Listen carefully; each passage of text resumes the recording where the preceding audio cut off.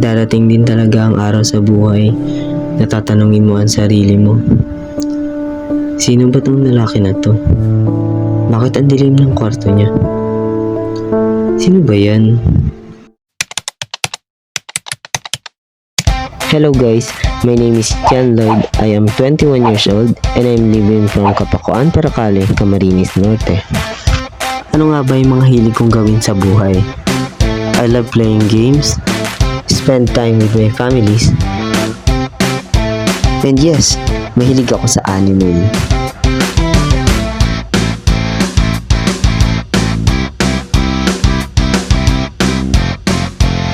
Also, I'm a first year student at Camarines Norte State College, Bachelor of Science in Information System.